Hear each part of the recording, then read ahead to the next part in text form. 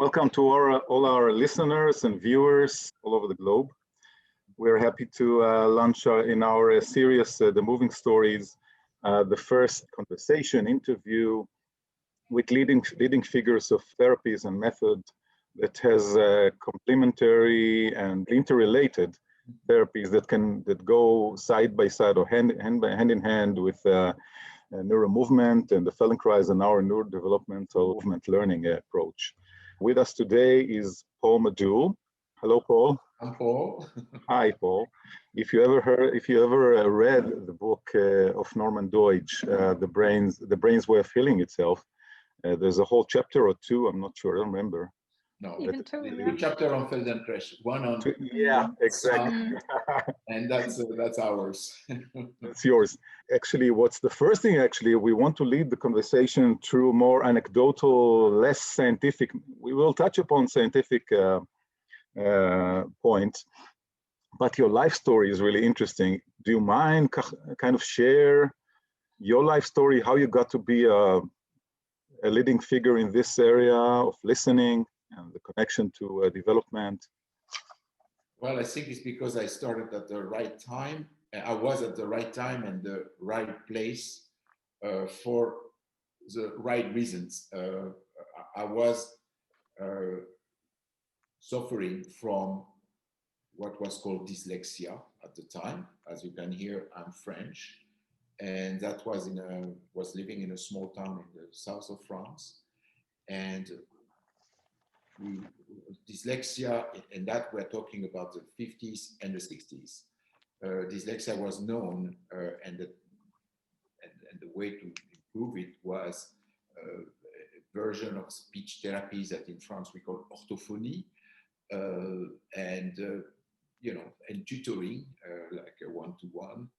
And I went through this during basically all my school curriculum, right from first grade, where they discovered I could read, and I could, and to basically the later grade, because it's only at 18 years old, or after dropout from school. First of all, I start repeating grades, because that was a way you deal with kids who are not doing well. You just repeat and repeat, and I think I repeated 3 grades, and then I basically drop out. And it happened that in the dropping out in a small town in the south of France, there were not a lot of activity during the day when everybody is at school, but at a bicycle ride from my town was a monastery. And it happened that I knew someone there, one of the monks, and from time to time I was going to spend the day there. As you can see, I was already at that time interested in art, and that was the only place around my town where art was produced.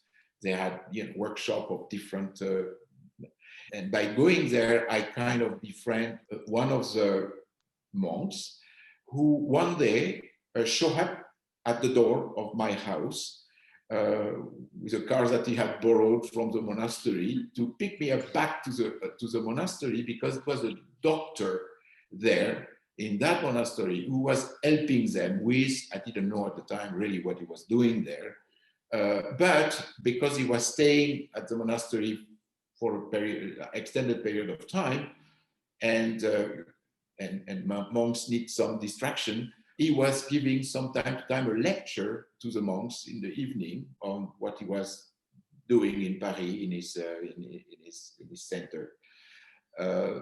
And he was one day he was talking about a course he was giving on dyslexia. And when he started describing the dyslexic child, how the symptoms and so on, outside of the classroom, because that's what really interested Tomatis, is dyslexia is not just reading and writing, it goes beyond that.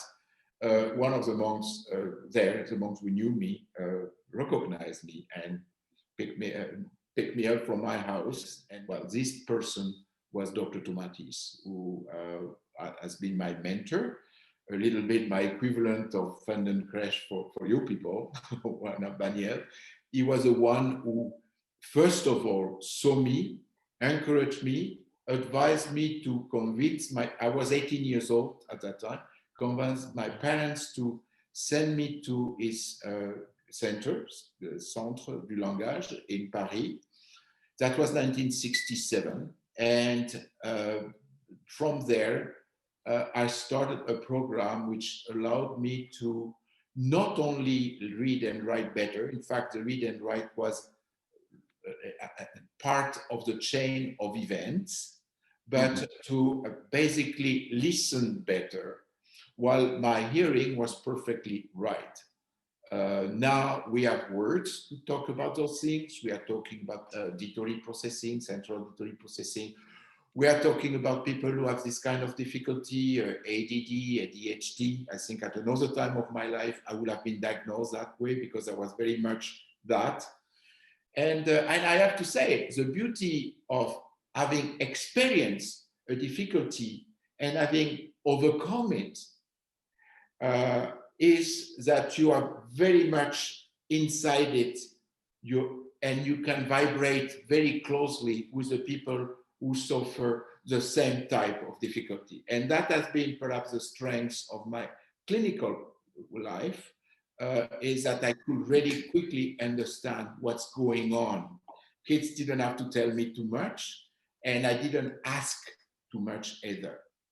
And also the fact that the school problem of a learning disability is basically secondary to other things, which have to do with relating to others, listening to others, and those filters which might happen, some distortion, which makes that your reality, and that is in general, anybody, we all have our own reality. We all have our own perception of the world. Starting with languages. I have a perception of the world which is still French, in the way I'm hearing the French language, and I still speak with a French accent. This is, after 40 years of living in Canada, I'm still, this is my perception. And the beauty of the world, I think, the beauty of humankind is that we all have our perception of the world. But it's also the problem of the humankind, is that we all view things in a slightly different way, which makes misunderstanding, disagreeing, very much, for me, it's very into a neurological system. That's the way we are wired. We all have a system of perception which is different. As I'm talking about listening, but you can multiply that to all the sensory modalities, which means that the problem is that when this system is not working well enough to able you to do what you need to do, you become disabled. Disability is when, from a sensory perspective, when distortion as such that you are not able to absorb the work you should, the world as you should. It's interesting because it's actually speaking to things that we wanted to discuss and that are actually, first of all, when you say listening, my first interpretation is actually when you say listening to your body is actually listening, it's not the hearing. Parents or people who don't know it, we're talking about attention. It actually involves everything, every function is the listening. Yeah. But can you speak to, we saw a movie, The Child That You Are? That you do have. Or child that you have, okay. And you spoke about the first nerve that is myelinating, right? The hearing nerve. And it's interesting because we're talking about hearing and listening, but actually it's, I'm asking you, can you relate to the vestibular system? Are you taking it into consideration? Because it's the first maybe function of senses, but it's also a movement. Absolutely. When we're talking about the nerve first to myelinize, we're not just talking about the hearing nerve. Right. We're talking about the cochlear vestibular nerve. Okay. As the first, really, if we consider the vestibular sense as a sense, which we should, it's not in the list of the 5 senses that you learn at school, but it's a sense, the cochlear proprioceptive, it's a sense, it is the first which really developed right in the embryonic life. I don't know exactly how many weeks, but it's really in the 21st weeks, it's really developed. Myelinization comes a little bit later, it's halfway through the prenatal life. But these are the first cells which start developing. Now, one of the great contributions of this man who has been my mentor, Dr. Tomatis, who, by the way, was an ear specialist, a ear, nose, and throat specialist, ENT, otorhinolaryngologist in French, and phoniatrist, which means working on voice. It's very important to understand that dimension of Tomatis and his work and the work that I have learned from him. The voice is extremely important. And we will talk, I hope we will have time to talk about that later. But going back to what you're saying about the vestibular, what Tomatis did, and particularly to explain at the beginning, to even explain reading, writing, spelling, and so on, is that you do not, we have an inner ear, which is both the cochlear system and the vestibular system. And when you stimulate one, you stimulate the other. One way or the other. When you work on movement, you work on the cochlea. You work on the cochlea, you work on movement. Of course, because I'm working on sound, because that is my point of departure, I know that stimulating the ear induces movement that we call dancing. Several type of way of hearing, several, music organized in a certain way is going to induce a certain type of movement.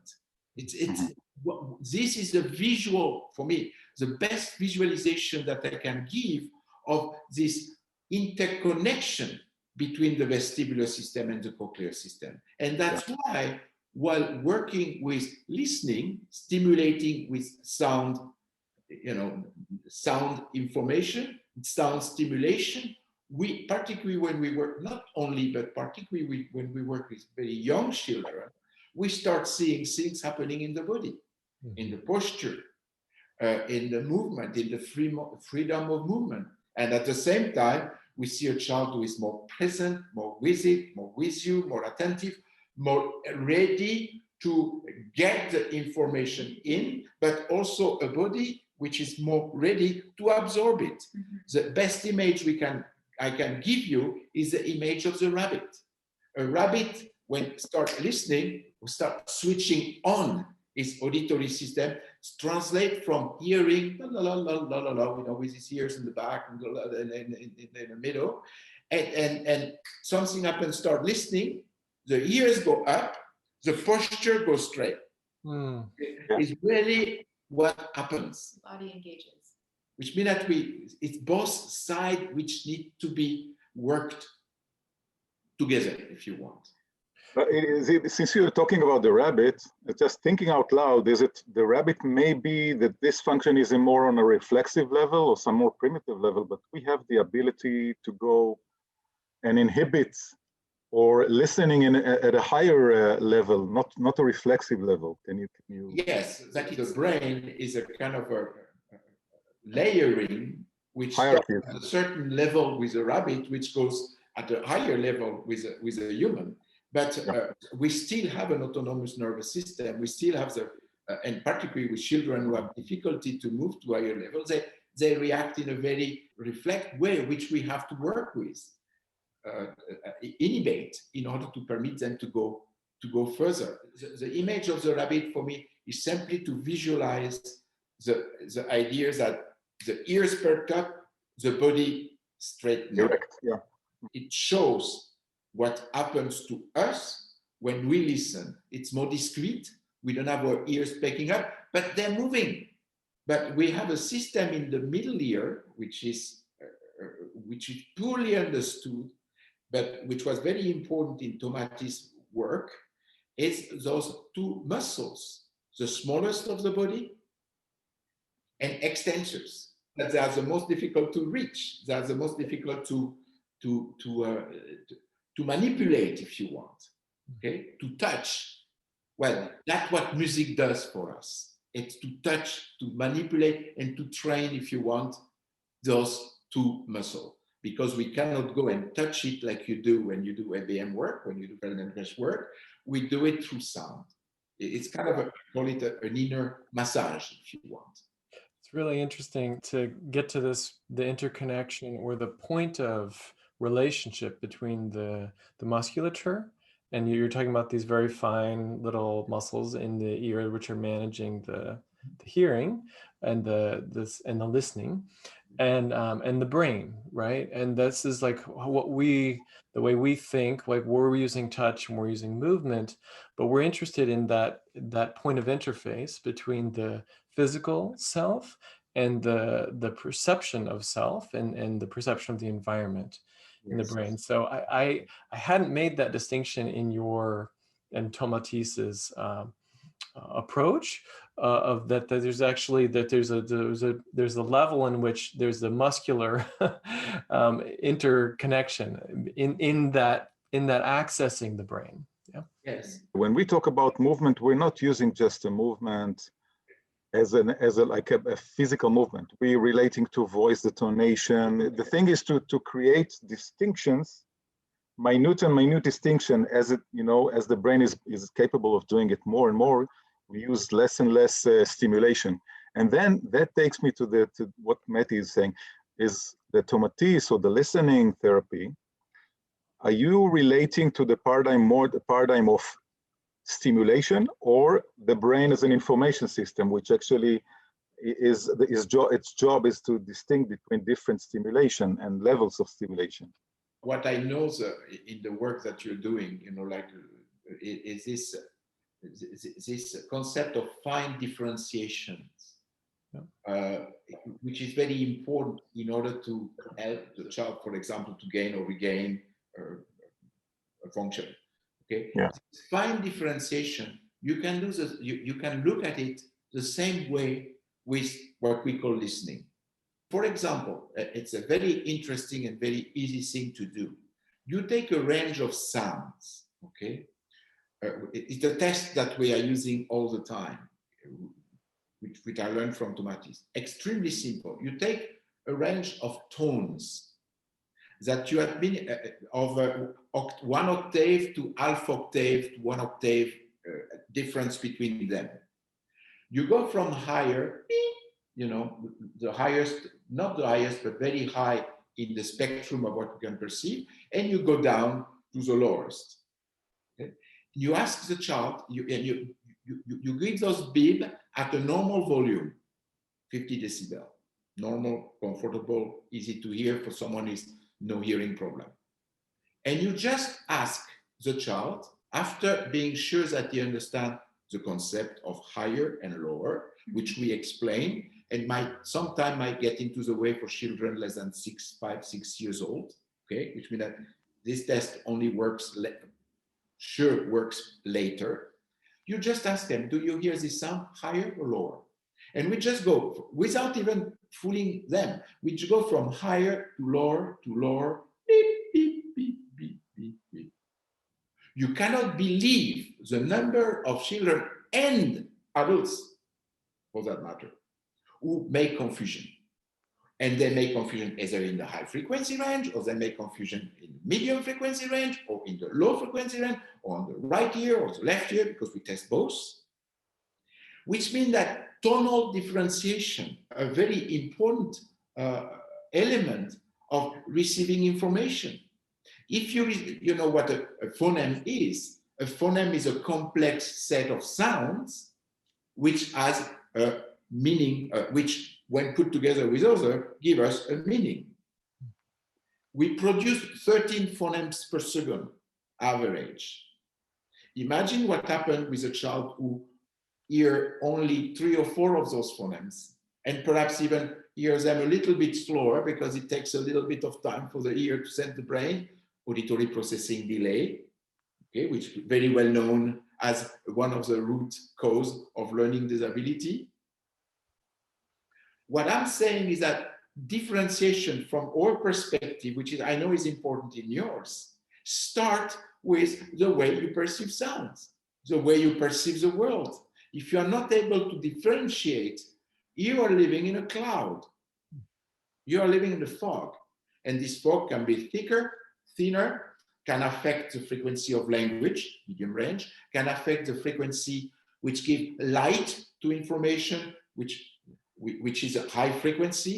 For me, light frequency are like the light of colors. Okay, if you do not have high frequency in your perception, everything is grayish green, grayish blue, grayish red, etc., etc. You give the high frequency, wow, the color come alive.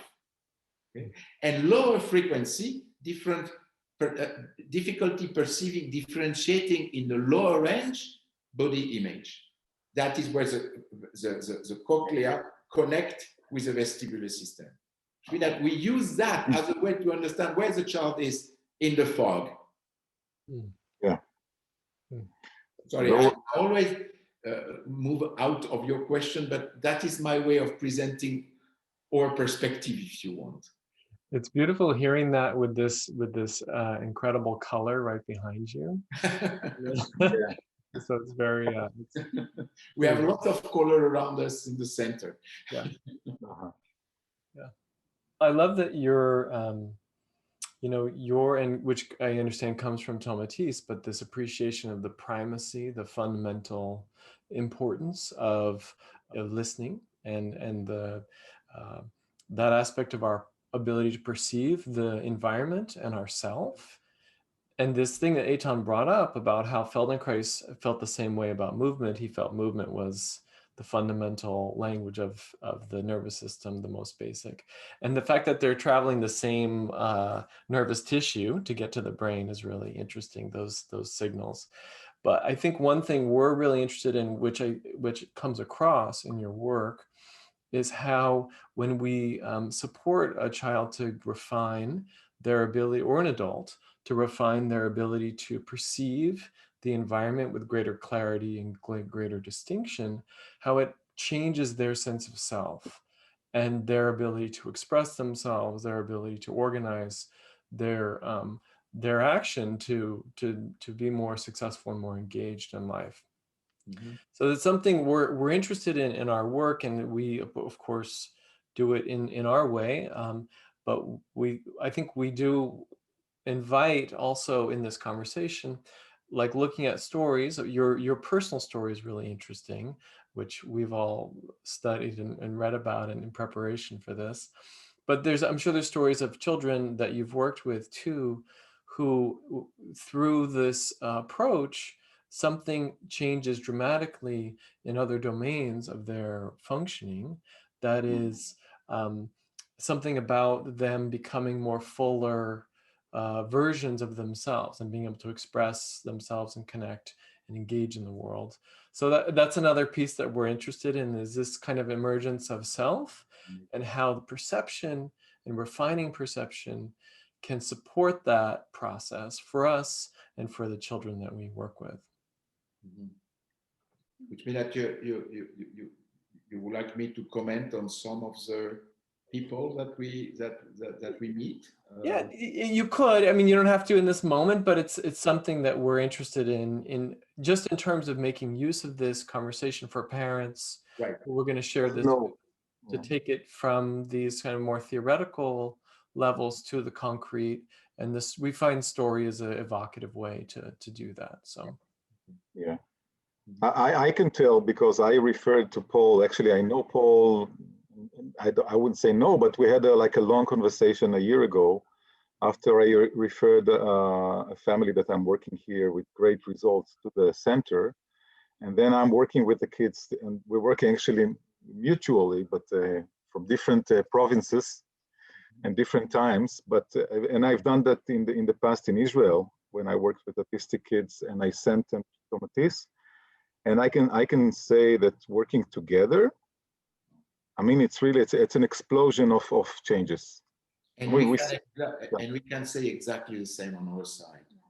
We have had in the last 5 years, thanks to the book of Paul Madaule, a huge increase of our clientele, but many of them have in the history or have been helped by people who are doing by therapists, by practitioners, Amap Daniel neuromovement therapists, or Feldenkrais therapists. And when talking about children, it's more ABM. I don't know many. I think we're trying to write a list, but So we are talking many. about dozens and dozens. I mean, a lot of them. And it is very, and we have good practitioners, as you know, in Toronto, but in Ottawa and Montreal and in this part of the country, we are seeing people from New York and Boston, and they are also good practitioners, as well as other places. I don't remember where, for example, Sunny is coming from, but she is also an ABM practitioner. Louisiana? No, Kentucky. Kentucky, yes. I mean, we see people from everywhere, and a lot of Anabaniel, Chicago, and it's extremely consistent. What we hear is happening, and the interface, the connection that there is between, I would say, us opening the child, more receptive, more present, Priming the system. if I want to use a more switched on, if you want, and then you work helping to consolidate that, which means that I really see a complementarity between the two. I'm not saying particularly, but we have mostly experience with children with, I would call it, global developmental delay, as being the most of what we see. Most of the children that we see have done neural movement have the, a global developmental delays. Great result. We have one child we started helping. We made an exception because they were neighbors, because they were very attuned to the work we do philosophically, and they knew about it. We took a child extremely disabled, very much like the one you are talking about, very much, but we decided to take him at 1 year old. Normally we start at 2 because headphones is difficult before 2 years old. We decided 1, and we talked to the family a few weeks ago. He has done 3 rounds. All of it was done at home, 3 or 4 rounds. I think it's 3. 3 rounds, 1 year, which means he's now 2 years old. Yeah. Child also very much, but more than the one we are talking about, blind, only see shade of light, I would say, but no shade. In fact, we don't really know what he sees. Too young to tell us, but he seems to be reacting to different colors of light, an object which are bright. That is a visual part, and but the auditory has picked up incredibly. Speech and language has picked up. Is incredible. And movement. I mean, when we first met this child at 1 year old, he was laying down, like wasn't able to flip over. He couldn't turn himself over, was not using his legs or his arms, really just laying there. 1 year later, with ABM, he has been doing ABM and listening training that we offer. He is running. He is playing in the snow. He is really acting like a 2-year-old. And he doesn't seem to, the eyes do not seem to work. Which means that is, as you can see, it is, as we can imagine, is auditory vestibular system have to work over time. To update the lack of vision. And he's doing wonderfully well. He has a sense of space. He knows the subway stations, and mom is on confinement. How they move around the city and go to the park, and he knows. Confident child. He's a child, yes. And he's a confident. He's a very confident child now. He's really beautiful. And the diagnosis was very bleak, the prognosis, because he had some kind of a microcephalic, all those things that scare parents, and basically, self-fulfilling strategy. He's not going to go anywhere. Well, let's babysit him and hope for the best, and pray. No, they were very. They convinced us to start him at 1 year old is because they were very proactive. It's wonderful to see that. Yeah, it's It's interesting because we always, I mean, I think whenever I see a child stepping into the room, or even if I see him over Zoom for the first time, and we will talk about it maybe later, because we have actually, the three of us together have created something new, but I usually don't even divide it to listening. What's the function that is, I mean, I can see the totality of the movement and the function of the presence in the room as the way the brain is actually manifesting itself. You can see the noise, you can see the lack of perception, you can see it. It's not, so you would imagine it's also in the frequency that is speaking or something else. It's always connected. I never saw it that it's not manifested in all over the other lanes. I never saw it's like a dissected category that it's not working well and all the other are okay. And you can see it really great in autism, because it's like, it's a movement, neuro movement, listening, everything comes together as a kind of not detached, but maybe a chaos of stimulation or perception. Or yes. You know, like I was looking at Anna Paniel's book, because I knew that we were going to talk about. And she talks first essential is movement with attention, okay? Which is basically awareness to movement. I think that it's very much the same, except that awareness is perhaps coming at the end of it, as she put it, as in fact, essential number 9, which is, but movement with attention, where listening fits. Listening is how can I call it, a facilitator of attention. We help children with attentional deficit disorder all day long. With autism, what we see happening is that these children are very, very split, very, very, very microscopic attention. Okay?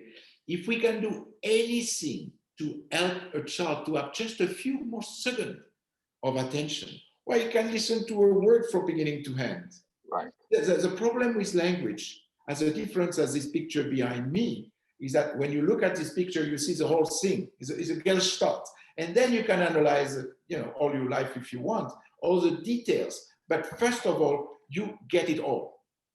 With language, you need a time factor, which go from the beginning of the word, and then the beginning of the phrase, and then the beginning of the paragraph to the end, if you want to get the message. If you do not have this time factor with you, you lost. Language is not possible for those who are the smallest, and I think autism is there, and the attentional deficit, etc., etc. You do not have enough of this attention, which means if we can increase just a little bit, and then a little bit more, and then a little bit more, the attention span by facilitate by giving a better listening, which we call listening, we winners. And that's what we do. And that facilitates the child life, the parents' connection, the therapies that they are going through, school, etc. Yeah. You can almost say that, no, not almost, but that the brain is actually becoming better. It's mapping better with each. I mean, the change, the foreseeable, the thing that you can see maybe is a small word, but the brain has to make plenty of new connections to make it available, and then you have like an upper level or up level of ability to learn. So then the next thing will maybe you'll pick up even faster and more accurate. Would you say it's, yeah? In fact, the brain, it's very interesting, like the work of Mesernick, that you probably know about, in neuroplasticity. The early work of Mesernick was on cochlear implant. Okay? Right. What I found extraordinary with cochlear implant is that I would say about, let's say, a sophisticated implant is about, I don't know exactly the number, 35 electrodes distributed all around the cochlea, inside the cochlea, to replace what the cochlea, the cell, the air cells, the corticels are doing. Okay, 35 of them are enough to inform the brain. It's like with 35 cells, 35 corticels, you can inform the brain, which means the brain is capable of filling the gaps. Exactly. But the brain needs the information. Right. And I'm going to go even further. If the brain doesn't have the information, I always say the brain like clear message. If the brain doesn't have the information, it's going to find another way to get it. If the brain has an information which is distorted, if the brain is not talking, what's the name of the, seeing blue green. Okay? If the brain got a mixed information, the whole learning process is going to be mixed. It's a little bit like CP, where you ask a muscle to do something and it does something else. That is what's happening at the sensory level, and multiply that to all the sensory modalities to understand what these kids are going through. The brain is a fantastic machine, but it needs clear messages. We know with another part of the work of Mesernick and Paul Madaule, the speech pathologist who work with him, with whom they develop fast forward. We know that if you elongated electronically a phonemes, it's going to sound different. What happened to someone who has an elongated way of listening, slow auditory processing? Well, it's going to hear he, a, o, etc., etc. Which is what accent is about, by the way. We have a different speed of processing the information from a language to another because the phonetic content of each language is different. Longer in Slavic languages, shorter in Spanish languages, etc., Latin languages, etc. Which means that the brain, I always, people were criticizing Tomatis because he didn't really talk about the brain. He always talked about the ear, like if the ear was doing the job of the brain. But he was looking at the ear as a facilitator for the job, for the brain doing its job. That's the way, and that is what you are doing with differentiating movement with the Feldenkrais work.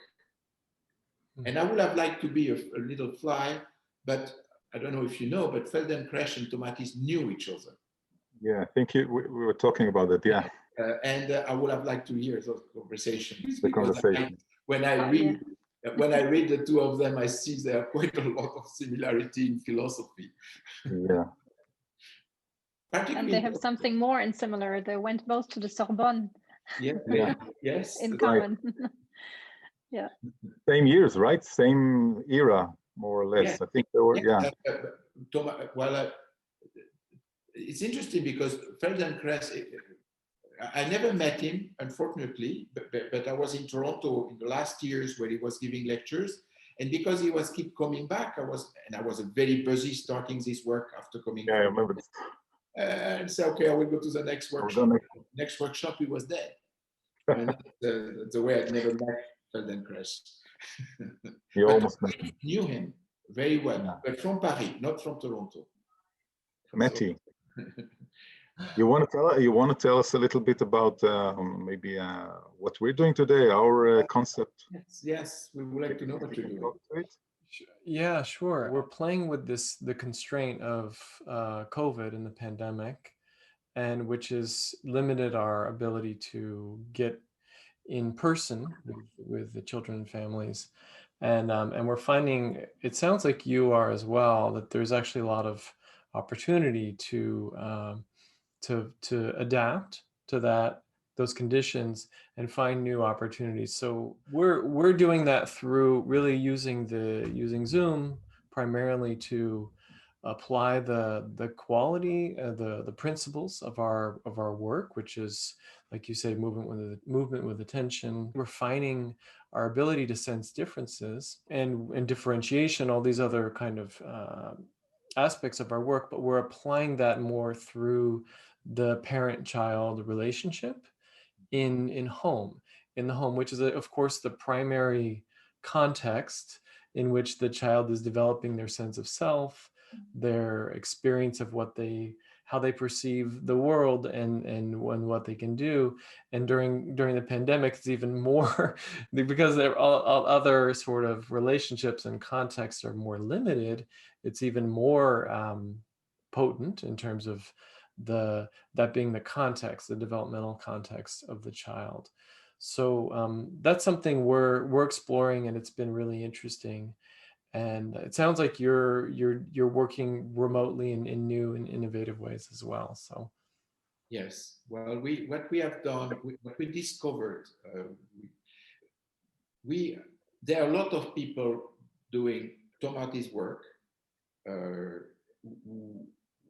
I'm not going to talk about any individual. I respect individual, but in general, when people present themselves, they sometimes give an impression of what they do, which may not be necessarily the right impression. Starting with Tomatis. Tomatis was talking about the year. One of his books is The Year in Language, another book, The Conscious Year, which means that people say, oh, Tomatis doesn't know anything about the brain. He only knows about the year. Well, I know Tomatis well enough to know that if he would have lived 5 years longer, he would have written a book on the brain. He wanted to do that, and he was talking about that all the time.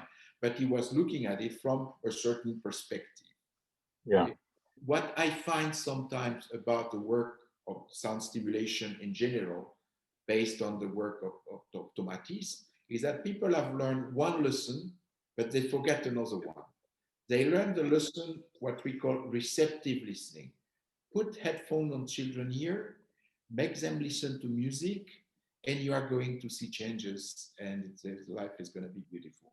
I exaggerate because it's not exactly that, but that is what people perceive. The work of Tomatis, as I was saying before, started as work on voice. Tomatis was the doctor, if you want, of singers of the Opera of Paris. His mother was an opera singer, and he had as a clientele, all the singers, and by extension, actors, movie people, from Depardieu, who in his autobiography wrote a full chapter of Tomatis helping him getting out of his stuttering and increasing his auditory memory because he could not remember text to other people that he helped. It was voice. And then one day he bumped into something. He had to do a job with people who were maybe not, they didn't know, but because they were working, talking about the 50s, they were working in factories in noise. They were complaining of not hearing as well. And Tomatis was invited with a group of ENT specialists of the time to go and test those doctors for the Medicare system of France to see if it was a real story behind it, scientifically proven that they were losing their hearing while being exposed to noise. Okay, I mean that here we have Tomatis in the morning singing, working with his opera singers, and in the afternoon working with his workers in factory, which are losing their ears. And when because he was so used to voice quality and so on, when he had those people he was testing with a traditional audiogram, he was hearing their voice. And then he was seeing their ear, how they present. And when he was hearing a voice like this, he was seeing that the ear were dropping in the high frequency. He was realizing that the ear was dropped in a medium range, the range of the production of the phonemes. And then he started putting two and two together. Perhaps a voice problem has to do with the way you hear. Went back to this opera singer who every 2 or 3 months were coming, I kind of see, was giving him a little bit of whatever. In fact, the first time I saw, what do you call it, sticks put in nose, it with Tomatis, because that's the way he was helping singers to sing that night. He was giving them xylocaine or cortisone, whatever, in the nose that they could sing while they're in the middle of a cold, because they needed to sing that night. I mean that there were ways. Okay, that was the work of Tomatis. But then he was seeing some particularly aging singers who were losing their voice more and more and more. And one day they had to start retiring. That's where he started looking at the ear and realized that they didn't have a voice because the ear was lost. They could not have this feedback. And his first work was to give this feedback to singers.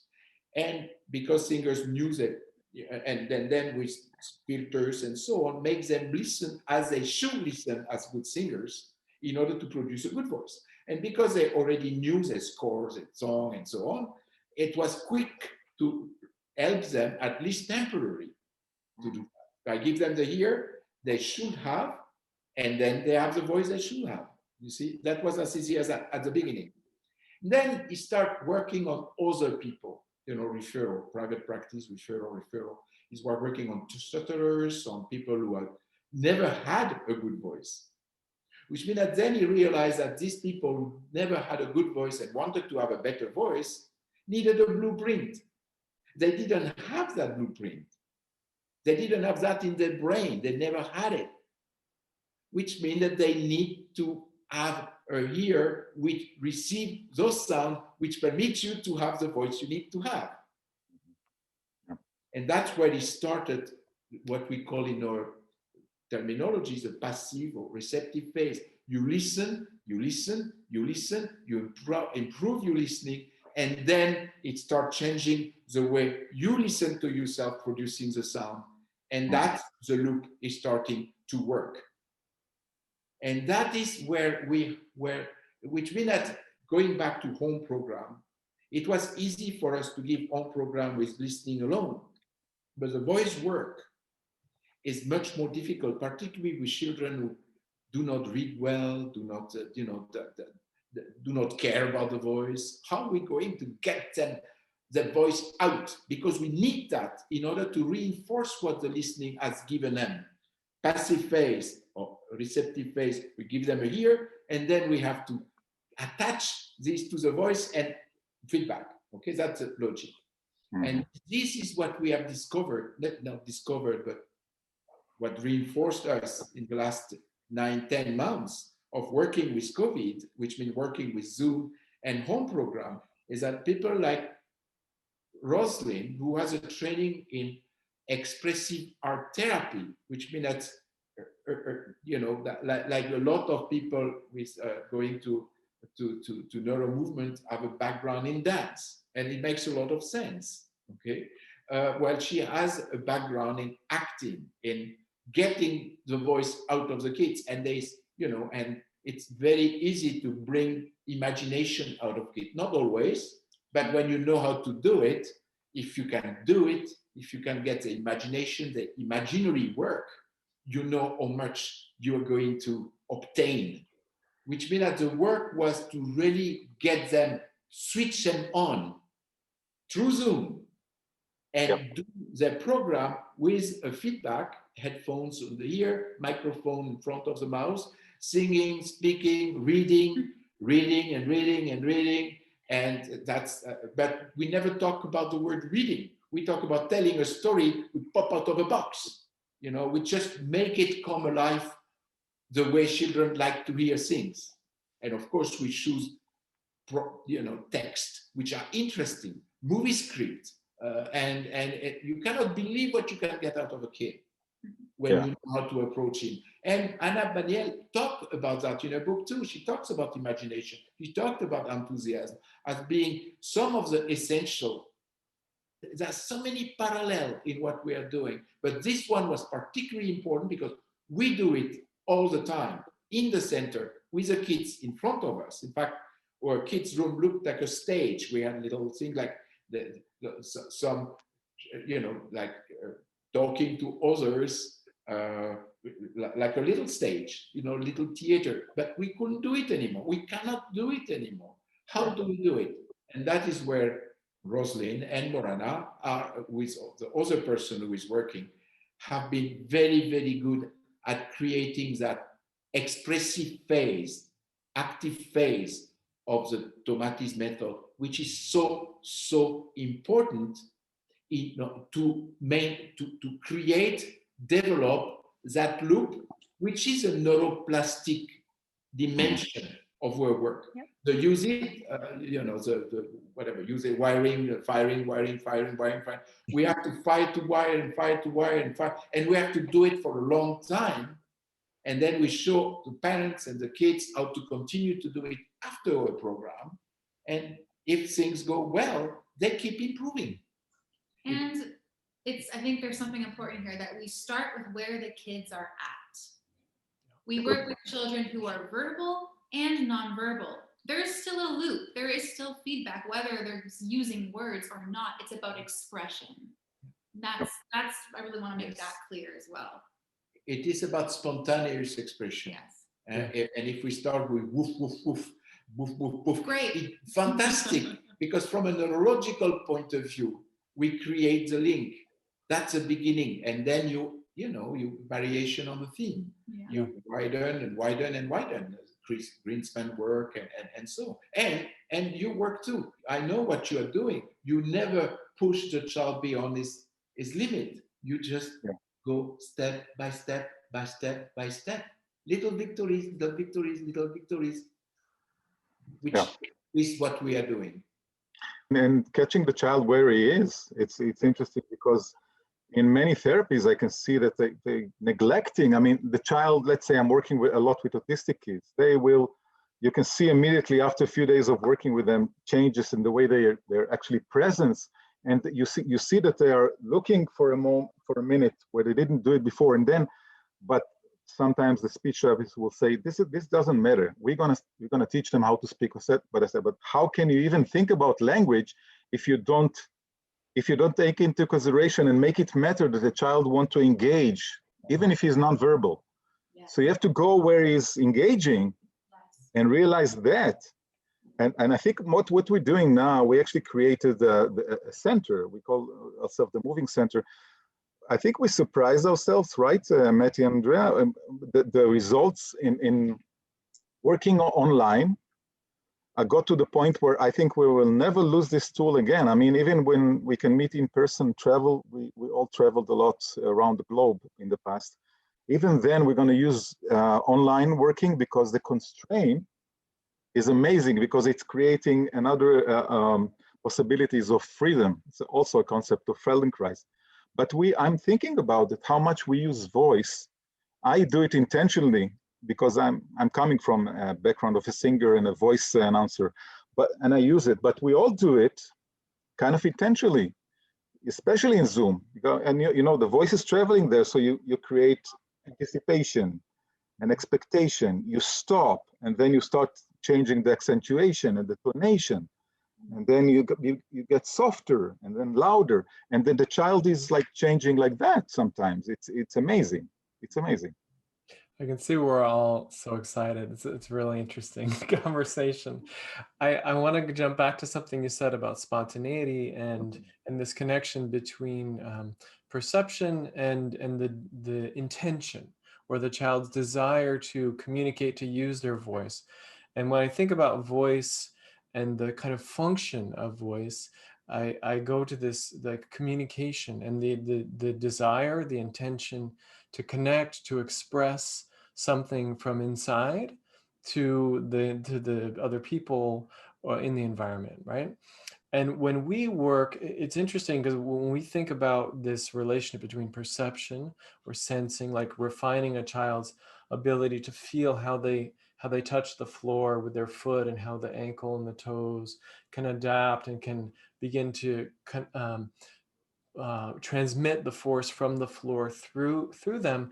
But we always go to intention, and the intention of the child to do something as being like when they push with their foot, just to push with the foot, it's not the same as when they want to go and reach and touch the mom's face or grab the ball. Like the desire to act and to engage in the world is what kind of connects that loop between perception and action.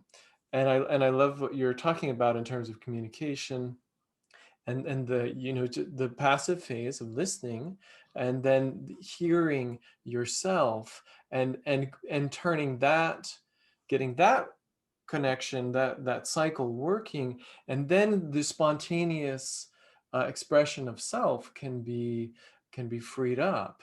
And that is how we think of movement. Like, we're looking for the perception, the sense. When I'm talking about now, when we're working in person, it's a little different on Zoom, but it's true also in the relationship too. Like, when we work on Zoom, as a child's feedback and the environment gets clearer, gets more distinct, and they're able to sense themselves with more clarity, and then they can connect that to their desire to engage, their desire to act. But that is what kind of reinforces and collects the learning and progresses them to the next level. We actually always say that how can a child develop or make sense of relationships or their environment if they don't yet have a sense of themselves? How there's no connection if there's no connection within the self, right? I think that is a very also Feldenkrais insight. The sense of yourself is the beginning of the sense of other. And that is what the autistic child is suffering from. He doesn't have a sense of self. They don't know where their hand is. They don't know where their voice is. It just flies around. They don't have a sense of time. I remember an autistic child, we had 2 watches just to be sure that one is not going to stop, because without that, she's going to be lost out of time. You know, like this is this sense of self, this body image, body integration, body awareness is the beginning of relating to other. And when we work with the auditory vestibular, you get the 2 together. I think the ear is the sense which, of course I'm talking for my church, but that the way I see it is a sense which has an antenna out in the world around and an antenna in. It's the same sense. I know that I'm talking to converted here, but very often I'm saying to groups, don't separate in your mind the vestibular system and the cochlear system. They are the same. When the sound reaches the inner ear from the oval window, the first stimulation it gives on the fluid in the inner ear is a vestibular stimulation. It stimulates the vestibular first, and then it goes to the cochlea. Because that is anatomy. Go to any, or physiology, go to any book and you will see it. But nobody has taken that to its logical implication. And not nobody, but very few. Yeah, I just had this image. I just remember those times when I get out of the pool or the ocean, when my ears are really like plugged, everything is plugged. I cannot hear everything, like muffled. Mm-hmm. And how disoriented I become on the spot. Everything is like, yeah. And just imagine how a child can feel when he's always like that, or most of the time like that. Absolutely. It's like being on a bit, I wrote a book many years ago, and I compare being on a rocking boat, having to take picture on a tripod, which is on a rocking boat. You can do it, but it's going to take so much energy, so much effort, so much frustration for so little result. Because how many birds are you going to miss by doing that and trying to see them? This is what those kids are suffering from. They are rocking boat all the time. And they're actually learning how to fail, and they're not succeeding. So this is another layer that you get. It's getting rooted again and again. I cannot understand. That's why we should not ask them. And I know same with us and the same with you. We should not ask them what they are not able to do. Right. Just celebrate the meow, and even if the meow takes 1 month, and wow, fantastic. But don't have in mind, but he's 4 years old, he should say much more than meow, well, celebrate what you have to get him to open the way to something else, to the next step. Otherwise, and parents, of course, they want the best for the child, and they are under the pressure of having a child performing, but the more they try going that route, the more they reinforce failure posture. Yeah. And we know that. I mean, that's, yeah. And that's also the work we're doing with the parents all the time. Counseling, parental counseling is a very, very, very important part of our work. I would say that 80% of my time as a clinician is spent with the parents when the child is, is doing his program with right. and the microphone. I guess that's what we're doing now over Zoom. Because this was the challenge always. I mean, always when I worked with the kids, and I know also Meti, we were colleagues, and Andrea. So I had to take some of my attention to work with the parents, but it's hard to do at the same time, And then now it's a great opportunity to work only on that, and they can see slowly or even fast that it's without touching and just changing their way of understanding the space in which them and the child is together, and how to change it by understanding it. It's such a great result. So I understand it will not go by looking and focusing on fixing on what's not working, but only the celebration, as you say, as working there. So important. Sometimes it's really important to separate the parents, or especially the mother, from the child, because of a traumatic experience of that child has been really sick and really maybe a preemie. So the whole attention has been around that child, and it's occupying sometimes. So it has to become separate again, and so the child can develop a sense of itself. So that is sometimes some work too, so that the mother sees that she can be separate from the child and just help the child learn. You're talking about habitual kind of attachment, kind of overprotection or something. Yeah, not even knowing that they occupy the child. If I say occupation, I mean it's like not allowing the child to make any experience because of fear, like fear of falling. So don't roll over too far. You might hurt yourself, and catch it immediately, not giving it any chance to recognize it, to get to know his environment. So that is also quite important. It's interesting that when I was looking at Danielle books, she's talking about enthusiasm,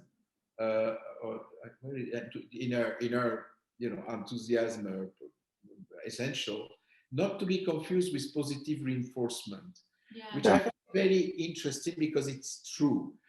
Every time a child is doing something, the whole room is they concentrate the child. You take him away from the very thing, and perhaps you make him aware of something that he was doing just by fluke, and that is the way children learn. Which means that be enthusiastic, yes, and we are to death. But let's be careful not to stage it a little bit too much. Children are not stupid, they know. This speaks to many. Look, I also come from, I brought my kids in an unschooling environment. So I believe in natural learning. So I get a lot from there. And one of the things that I have done is actually had to learn, not at the beginning, they come to see, to show something. Look, I've done this. We think it's beautiful. And I'm trying to be honest, but I'm inhibiting the need to say, yeah, great, because I mean, what do they care if daddy is thinking it's great or not? One time I made a mistake and I said, this is great. And she came like doing the same drawing over and over and coming. And then I just learned how to say, oh, it's interesting. You used green and black. Did you mean, I mean, I'm taking it away, shifting it away from reinforcing positivity or what I think. Don't make it social. I wanted to stay within the experience, not trying to please me. Because when you say this, you're also preparing the next failure, because you have to, every time you have to be like that. Otherwise, and it's all high tension, and it's not really learning. I mean, it's learning, but it's not really kind of a self-experience. Yeah, that kind of attention, that kind of orientation, it takes the child away from their own perception, their own sense of their action. We're working with that. I'm a parent also, so it's I know that from the inside as well, in terms of what you're talking about, Eitan, bringing ourselves back to how we can support the child to stay in tune with their experience, to stay curious, to stay engaged. And like you're saying, starting with the meow, it's like we start with the meow, and then we see where we can play in there. And from there, they can grow, you know, and they can become, you know, many more different kinds of animals. You can do a lot with a meow. You can make it, you can double it, meow, meow. You can change the tone, meow, meow, meow, meow, meow. Yeah. You can go faster, you can go slower. All those things are basically opening the spectrum of the child. This is exciting for me, I think, because I'm listening also from a listening perspective, also from my expressive arts therapy training. And this is exactly what I do with my work with the kids, is that it's all about being aware in the moment, working with where the kid is at, and staying on the surface of the art is an expressive arts therapy term in which we're not interested in interpretation. We're not interested in the product. It's all about the process. So keeping that child in the experience, and kind of what you were saying about creating those dynamics of, ooh, what can we do if we add some green? Or what do we do if we make the meow quiet? Or what if the meow is a woof? You know, it's all about those fine little details and staying in the experience with them, and ultimately cultivating their sense of themselves, giving them the options and the choices, and curiosity is so important. Keeping the child switched on, keeping the child listening, keeping the child attentive, grabbing, you know, like it's, for me, the act of listening is very physical. I compare it to a frog with a tongue, picking up the insect and bringing it back. It's sensory motor, you know, and you have to do things, and that's where you're so good, and we have to be good at is getting it out of them, and they get fun, but making it through fun, through big love, and it works. I can assure you it works. I mean, you know, I don't, you know. I'm not afraid to make a fool of myself. Yeah, we do that regularly as well. But even as you're talking, I was playing with or noticing the difference between different ways I could listen. Like I could listen to you in a way where I'm thinking like, what am I going to say, and where am I going? How does this relate to that? And I sort of start to kind of disengage. Or I could be this kind of open, like receiving your what you're like the kind of like the fly, but you're shooting something out at me, and I'm open to it. I'm interested and engaged with it. So, and those two different experiences have a very different physicality to them, and it's really interesting to notice that in myself, even in this conversation. Yeah, as soon as Rosalind started doing this quiet, I started to have this mirror neurons coming. Like I started doing your this. Body moving. Yeah, I started doing it. I mean, I was in this. I think this is what actors doing all the time, right? And singers. And this is why once I remember in the past when I used to teach groups, when I wanted adults, when I wanted them to just relax, I started going to the bass and monotonous, and then everybody's like cannot say, or if you can enrich your voice, and then you can, you know, up them, and it's immediately impacting the tonus of the muscles and everything. So many connections. So interesting. Yeah. I'm interested in what you said before at the beginning by passing. You said something about self-image, and you connected it to lower tones. Yes. Am I correct? Vestibular. I think before you start that, I have a call, so I actually have to leave. Okay. But thank you all. So nice to meet you. It's been a pleasure speaking. Thank you, Rosalind. You as well, Rosalind. Bye-bye. Yes, it's the lower frequency is body image. It's a sense of the body. It's as you know, if you want to put someone on a trance, and you just just rhythm and bass, and rhythm in itself, it's a low frequency, you know, because when we are talking about frequency, we are talking about a cycle per second, and movement is physical movement. What I'm saying is that sound is a movement. And the more you go towards a lower sound, the more you go into movement which moves the body. Okay? Which means that on our listening test, which is basically very much like an audiogram that you can even go to Costco now to get it down, we look at it differently. We are not looking at it from the point of view where the thresholds are, and if they are that level you hear, if that level you need hearing aid. We are looking at it qualitatively, which means that's what we call it a listening test. And we are looking at the low frequency range, the medium range, and the high range. Low frequency informs us of body representation. For example, if you have a child who has low frequency at a certain level and another level on the right ear and other level on the left, you have a child who is on a rocking boat, as I was describing before. If you have a child who hears low frequency and high frequency well, but has a little bit of a drop, and the drop can be only 10, 15 decibel. It's still within the normal range for the doctor, for the audiologist.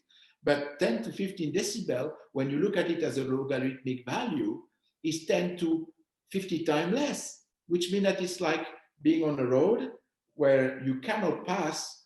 You see the road 500 meters from here, you see it in front of your car, but there is a valley you cannot pass. Well, that is because you don't know if they're car or not car. Well, that is what a curvature in the medium range does to the child hearing.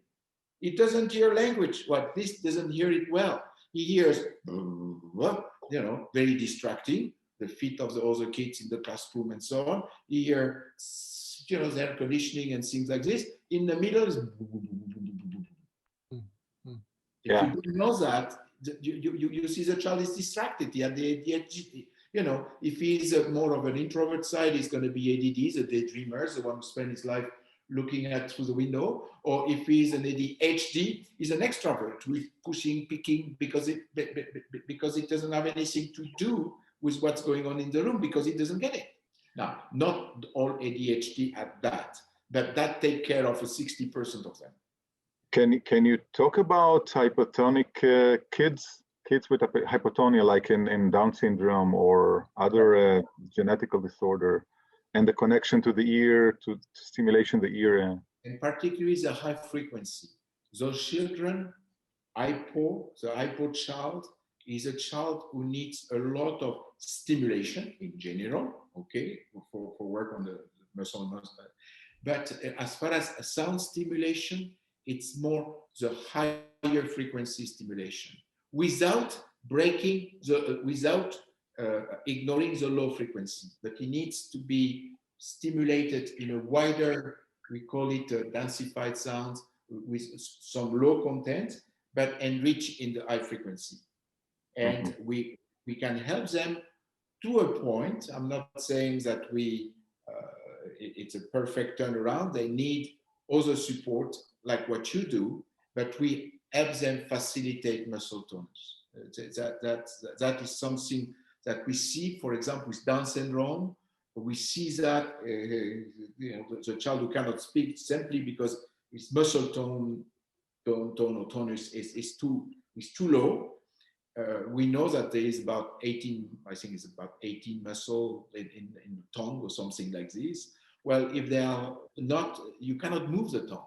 You cannot produce sound which is crisp. And when we see in Down syndrome, it's really the tone is really an issue.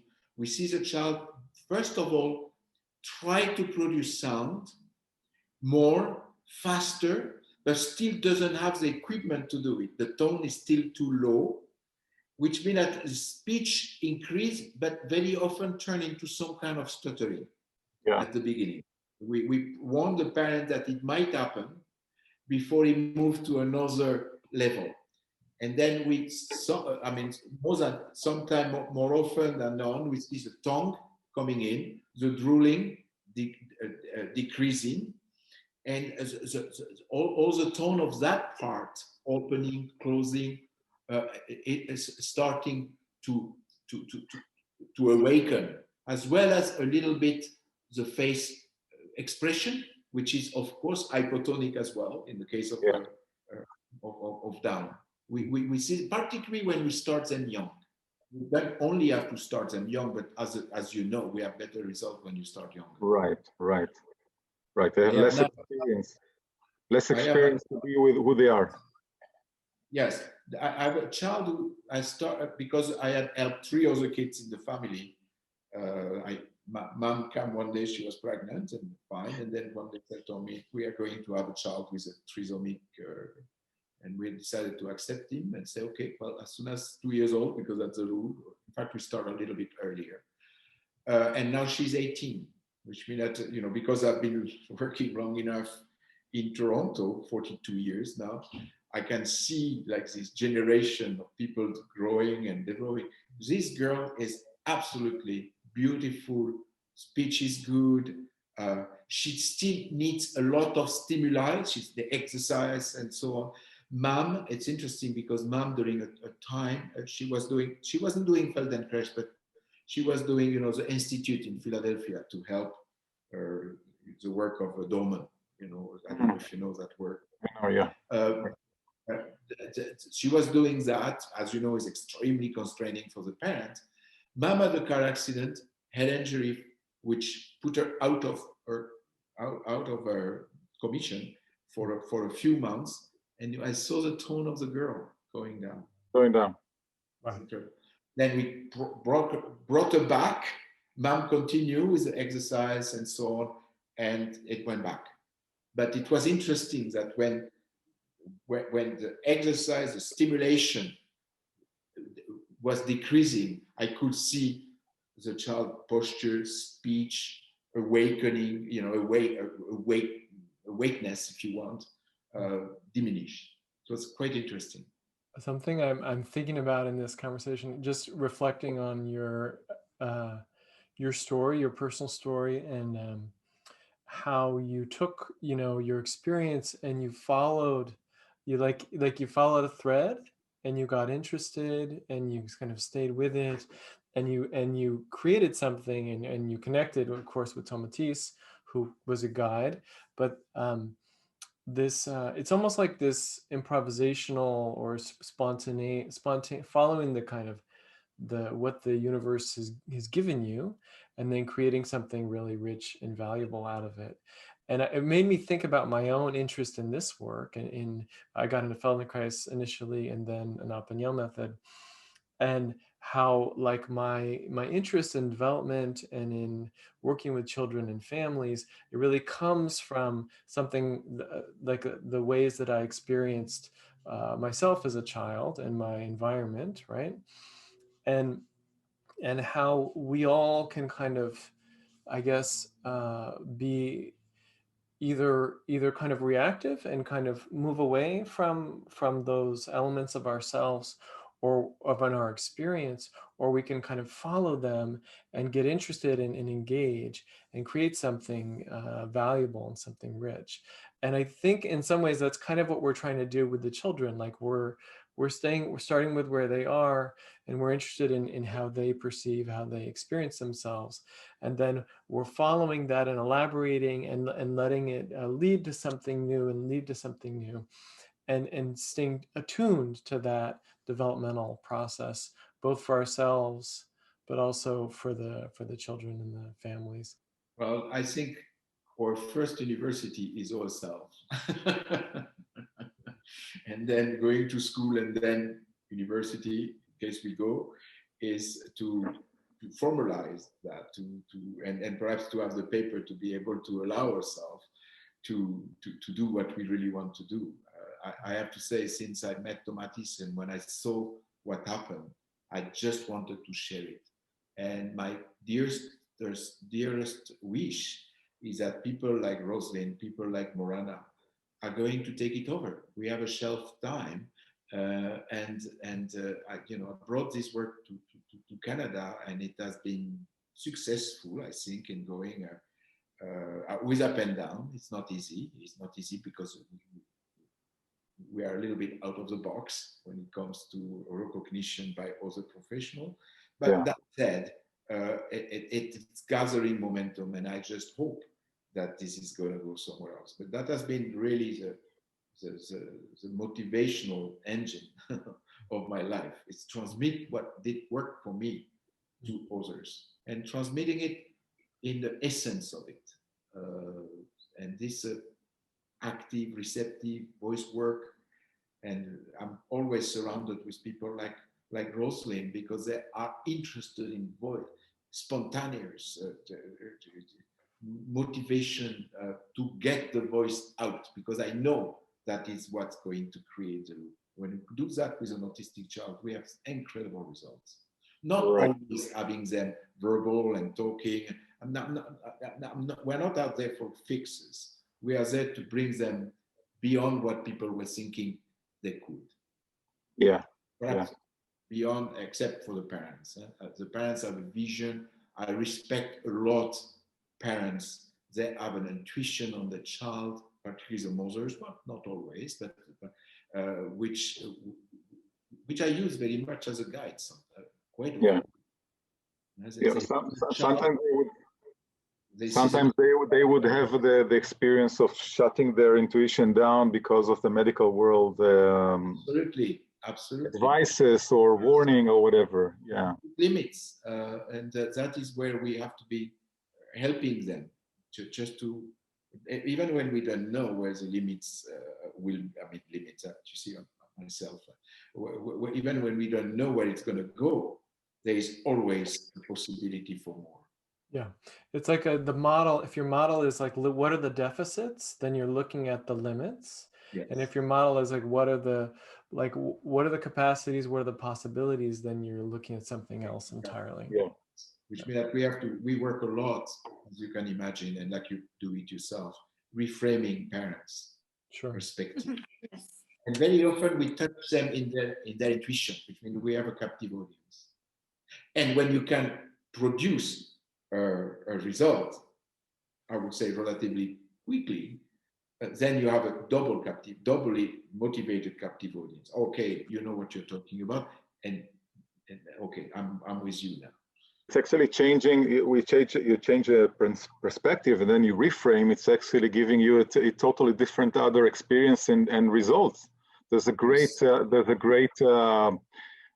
method. The few Israeli guys invented it like 20, 30 years ago, called the systematic innovative thinking. I don't know if you heard about it.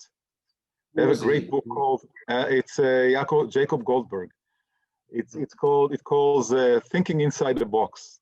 So sometimes when you constrain deliberately, you constrain the frame. So okay, this is, you can look at the boundaries and as Matti said, the limits, or you can look at the content and what already is there, and just use that.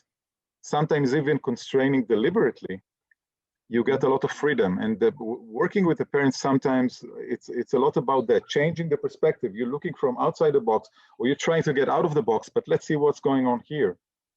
What is really going on, not what you want. It's without, I'm not telling them not to wish, but look at what the child is already doing. Yes. Don't dismiss it, because we dismiss it sometimes because of the outside world saying this is not enough because it's not meeting its milestones or whatever, right? But what and how is he really doing? Just observe this. And this is it's almost mystical, but it's not. It's the brain. You nourish it, you look at it with respect, and you quietly being enthusiastic about it, then it grows. And if you're not, it's not. Yes. That's the way, I think we use it a lot in our kind of way of thinking when we work with also in person, but we do. And speaking of parents, I have to jump off to get my children pretty soon. Okay. Is there anything else? I don't have children, but I have also other things waiting for me. Okay. Yeah, but it's been an incredible, rich pleasure to be with you and to be in this conversation. So thank you, Eitan, for connecting us, and thank you for being open to sharing with us. And thank you for your interest. I'm always very, very sensitive to professionals, all the professionals showing interest to the work we do. Very often I've felt very much in a desert for a long, like walking on my own. It's not that it happens, of course, but it's not as often as I would like, which means that a little gathering like this one, thank you very much. Thank you for your listening. Thank you for your willingness, and I think that for the parents out there or professionals that doesn't know, we actually, the connection between the two methods, I mentioned it before, is really great. And if you don't know about the listening therapy, the listening program, then it's a great thing to do it, by itself, or better yet, just doing with combination with Feldenkrais or ABM. We're certainly supported, and we can see results already with the combination. So you're located in Toronto, right? Toronto, do you have any branches? Do you have any branches? No, not right now. No, we are in Toronto, and but now with a Zoom and home program with portable equipment, we can branch out anywhere we need, really. And we have, the portable equipment we have had for more than 20 years, but we were using it more as a reinforcement, what we call boosts, when people, particularly for people coming from far away. Now we are much more systematic. And I believe that we are going to continue, even after COVID, the home program concept format is going to continue. That will permit us to downsize our center. In fact, we are going to move, that COVID also, we are going to move to a smaller facility, very close to where we are right now. If you know Toronto, we are at Spadina and Harvard, right close to the University of Toronto. We are going to be right in the next location. We're going to be right in the University of Toronto ground, not in the university, but in the geographic ground of the University of Toronto.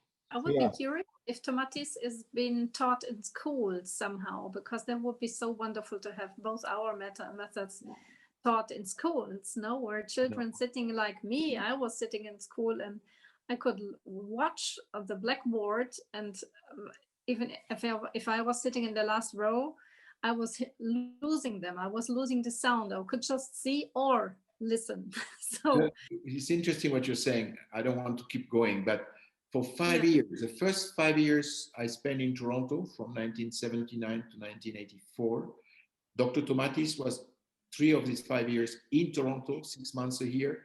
And the goal was to establish this work in the school system. We failed miserably. We were not able to do it. There were so many quote unquote obstacles. That we, not by lack of trying, it's very difficult, which means we have been in Montessori school, in some school. But as a system, we were not able to. We're encountering the same. I mean, we have some openings, and I tried before. As a systematic thing, it's hard. But anecdotal, like once in a while, occasional, you can. I was able, but it's hard. We were in school like 10 years in the Toronto Montessori school. Very good work. Sudbury separate school board for 10 years. Extraordinary work. But the day the director of the school board retired and another, the whole thing went down. That was a story of the school system. Our relationship with the school system has always been difficult. And I have to say, since there is more than 30 years that I am not actively trying. Perhaps I should have tried more, but I didn't. I have to confess, I was so turned off by the original experience that I didn't really put more energy into it. Yeah, so maybe Rosalind's generation can. Yeah, absolutely. Absolutely. That's what I'm hoping. Yeah. Good. Thank you very much. Thank you. Merci beaucoup. Avec plaisir. Avec grand plaisir. All right. Bye, Paul. We appreciate it. Thank you very much, Paul.